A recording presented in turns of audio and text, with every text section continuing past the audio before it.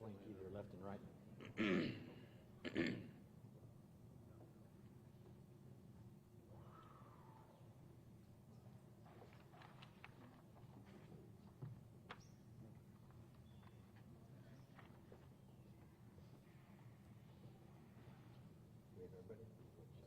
Great, thank you. Thank you to news media members for being here today. In addition, I want to offer my special thanks to law enforcement leaders that you see flanking me left and right, and Mayor Holt for also attending. I know I speak for all Oklahomans when I thank you, men, for your great service and the communities and your public safety, commitment to public safety. Public safety and the threat to it is why we are here this morning. As you know, Governor Stitt, by and through his Commissioner of Public Safety, announced on July 3 a new plan for the Oklahoma Highway Patrol. The Commissioner revealed that beginning November 1, troopers would effectively abandon the interstates in the state's most populous areas, Oklahoma City, Tulsa, Del City, Edmond, Midwest City, Norman, and more. The Commissioner said this unprecedented change was necessary to strengthen resources and trooper presence in rural Oklahoma, and that county and local law enforcement would handle the additional burden. That plan, understandably, spurred legitimate concern about how public safety would be adversely affected and impacted. And it led to State Senator Mark Mann from Oklahoma City to request a formal opinion as to whether such a move is even legal. The short answer is no, it is not. The Oklahoma Highway Patrol cannot make the arbitrary decision to foist its responsibility onto the municipal and county law enforcement of Oklahoma and Tulsa counties. The most fundamental function of government is to provide public safety for its citizens. The Oklahoma Highway Patrol is vested with primary law enforcement authority on our interstates, and that authority imposes a mandatory duty. I will not allow Governor Stitt or the Highway Patrol leadership to put citizens at risk by refusing to patrol our most densely populated areas. Let me be clear.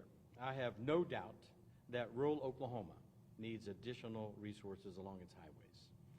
I also have confidence that the law enforcement agencies serving the metro areas would do their very best, utmost best, under any circumstance. And further, I am confident that our state's excellent Highway Patrol troopers are equally committed to serving all Oklahomans. The law is unambiguous. The opinion that I am issuing today notes that Title 47, Section 2-117D2 of the Oklahoma statutes makes clear that the Highway Patrol, quote, shall have primary law enforcement authority respecting traffic-related offenses upon the interstates and is to investigate and report traffic collisions on all interstates, close quote. For more than 40 years, the statutory authority has resided with the Oklahoma Highway Patrol. The patrol cannot maintain primary authority from access roads. Frankly, the Stitt administration's decision to abdicate this responsibility is not only unlawful, but it is bewildering. Even aside from its unlawfulness, such a move would have a profound and adverse effect on public safety. Public safety is not an either-or proposition. I've discussed this matter extensively with local law enforcement leaders whose communities would be negatively impacted by the Highway Patrol withdrawal. I greatly appreciate the leaders from these areas because they are deeply committed to protect and to serve, and I am proud to collaborate with these fine public servants and to partner with them to advance public safety in their and our communities. Law enforcement in the metro area faces formidable challenges even without the Highway Patrol jettisoning its duties. In Oklahoma City alone, the police department must cover 621 square miles. And numbers of interstate collisions do not tell the whole story. The Highway Patrol responds to and investigates thousands of collisions along Interstate 35, 40, 44, and 244. But the work of our troopers doesn't end there. They also respond to incidences of road rage and criminal activity, motorist assists, clearing of debris from roadways, and more. County and local law enforcement would be severely impacted in man hours, special training, and associated costs, but the citizens will be the ones who ultimately pay the price. By contrast, no one in Highway Patrol leadership or the Department of Public Safety has consulted with me about this plan to eliminate Metro patrols. As the Chief Law Enforcement Officer for the state of Oklahoma, it is my highest priority to ensure that the public is safe. I will gladly work with the Commissioner, with Secretary Everest and patrol leadership to establish a plan that complies with the law and protects all 4 million Oklahomans. I would like to call to the podium Mayor Holt for a few comments, followed by Fraternal Order of Police President Mark Nelson. Mayor? Thank you, General. Well, thank you again, General. I want to start by thanking everyone involved in this conversation for their public service, including and especially Attorney General Gentner Drummond, the team here at the AG's office, the public safety officials here today, and DPS Commissioner Tim Tipton and his Oklahoma Highway Patrol troopers. Though many of us disagreed with the proposal put forward by Commissioner Tipton, our disagreement originated from the value we place on the service that OHP provides, and we remain grateful for it. The people of Oklahoma City are strong supporters of all the law enforcement agencies that protect our residents, including OHP. Since the proposal was made, the 712,000 people of America's 20th largest city, as well as our entire metro of 1.5 million, have been facing an imminent public safety crisis. I want to thank those who did not sit idly by. I want to add my gratitude, as the General articulated, to Oklahoma City Senator Mark Mann for originally requesting this Attorney General's opinion, as well as the many bipartisan legislators who have expressed their deep concern about this proposal. And of course, I want to thank Attorney General Drummond and his team for their diligence in completing the opinion in a timely manner and with the correct finding. Today, the Attorney General has interpreted existing Oklahoma statute to prohibit the withdrawal of public safety services from 2/3 of our state's population.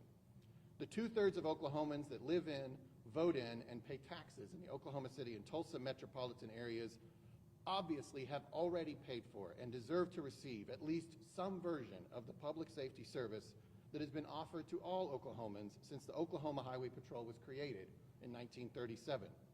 And today we know officially that this is more than just a platitude. It is a statement that holds the force of law. As the General read, but I think it bears repeating, Title 47, Section 2117 D2 of the Oklahoma statute states that the Oklahoma Highway Patrol Division shall have primary law enforcement authority respecting traffic-related offenses upon the national system of interstate and defense highways. Title 47, Section 2117B enumerates the responsibilities and duties of the Oklahoma Department of Public Safety. Subsection 10 reads that those responsibilities and duties include, quote, to investigate and report traffic collisions on all interstate and defense highways. It doesn't really require a law school dean, a mayor, or an attorney general to decipher that language. All means all. It is very plainly stated, and the Attorney General's opinion issued today is clearly right on the law. But I want to add that the intent behind the law is worth respecting as well. Our elected legislators wrote those words I just read to you for a very good reason.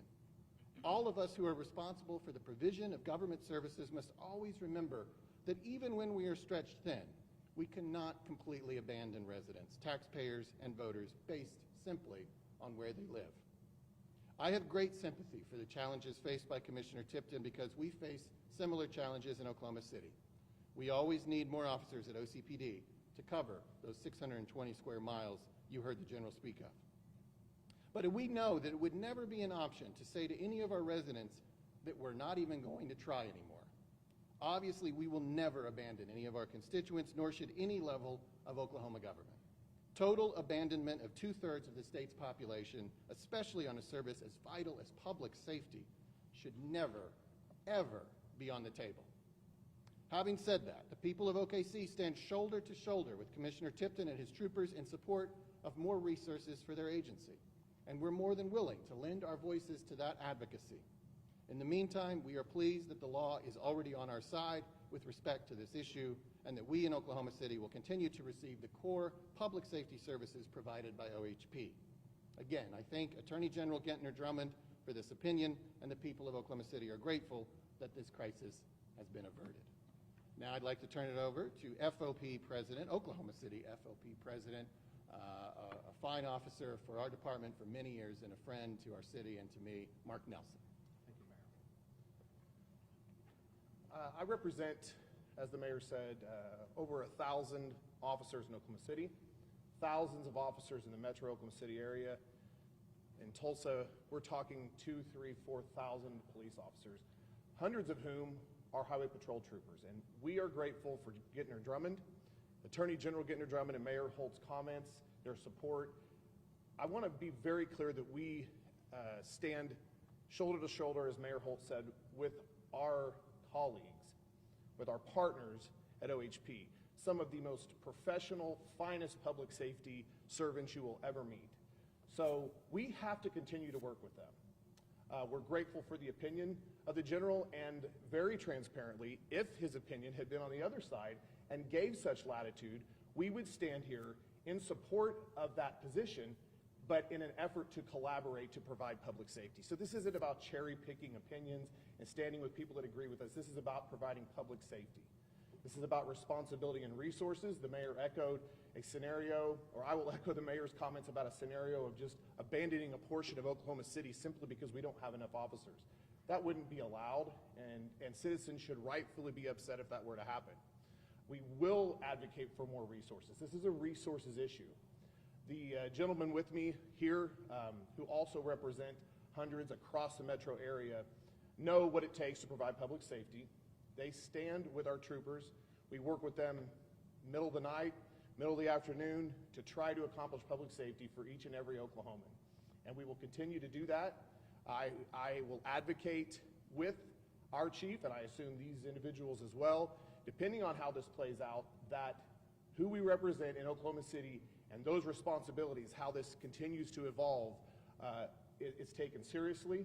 That responsibility that the troopers provide on the interstates, the public safety efforts, the attention to detail on traffic accidents, and just general public safety on our interstates and highways that they're responsible for does not go unnoticed. There is a very unique need for it. So we're grateful for the clarity that the general provided. We stand in solidarity and agreement with what the mayor's comments were. And Oklahomans, municipal police officers, county deputies will continue to work with our colleagues and our friends at OHP to provide public safety to all Oklahomans. Thanks, General. Appreciate it. Yes. We have time for a few questions. How are you going to measure this? What if they just leave one or two? And how do you enforce it? Right. So the opinion does not remove discretion from the commission, right? The DPS has the discretion to deploy its forces as it needs to. What this does is draw a bright line that you cannot abandon the interstates and highways of the municipalities of Oklahoma City and Tulsa.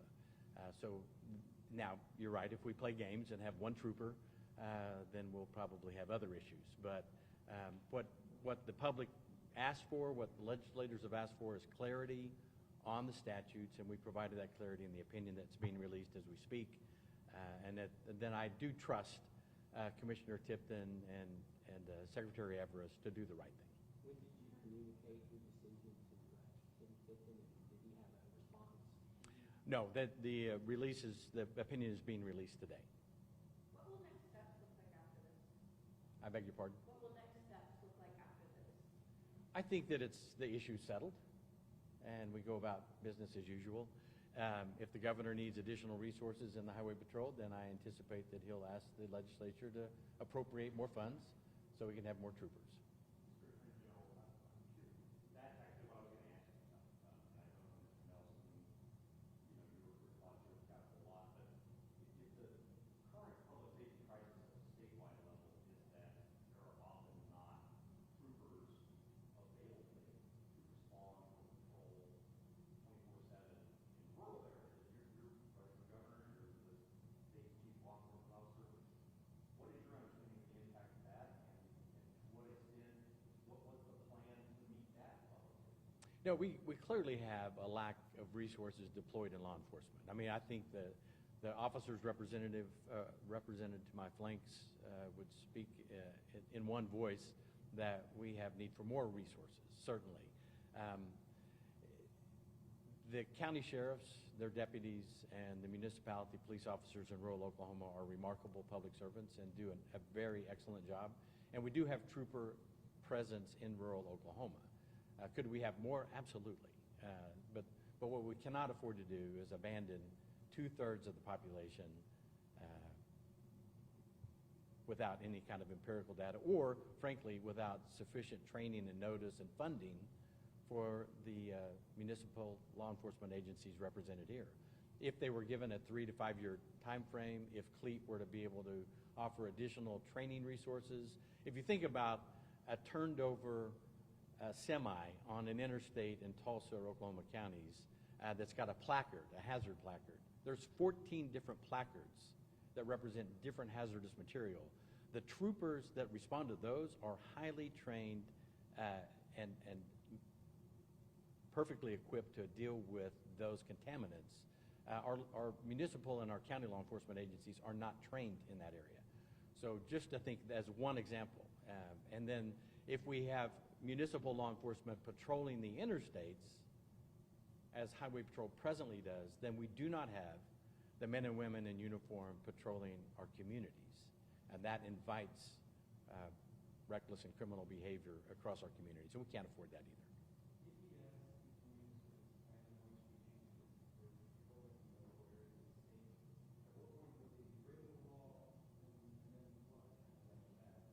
Right, so the opinion simply says that the commission has the discretion to deploy its resources as necessary, but it does not have the discretion to abandon the metropolitan centers. And how they decide to do it, much like the question that was asked earlier, is a matter of policy, and I trust the men and women in leadership of our state to do the right thing. One more question. Holt, Mr. Nelson, somebody else had the same.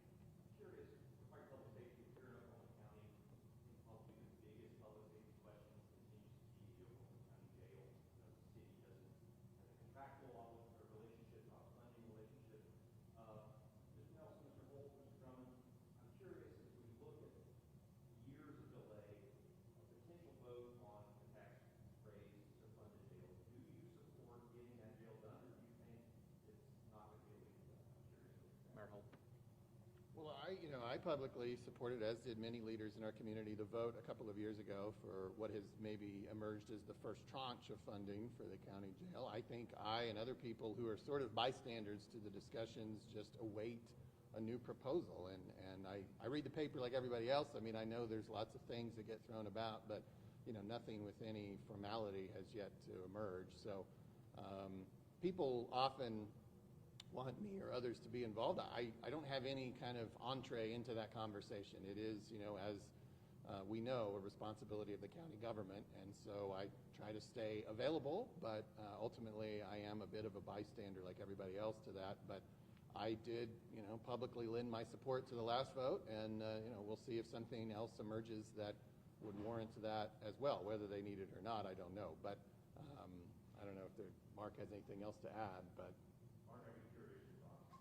Well, we haven't been approached about any type of a funding mechanism. Obviously, the discussion about a county jail and the need for a new one has been in front of every Oklahoma County citizen for some time, but we haven't been approached about taking a side, supporting or not supporting any effort.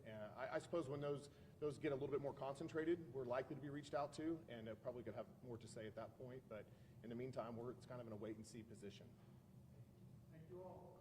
Thank you very much for being here today. We have officers here that if you'd like to interview any of them, and they are willing to do so, once we've shut down the press conference, you may do so. Thank you for being here.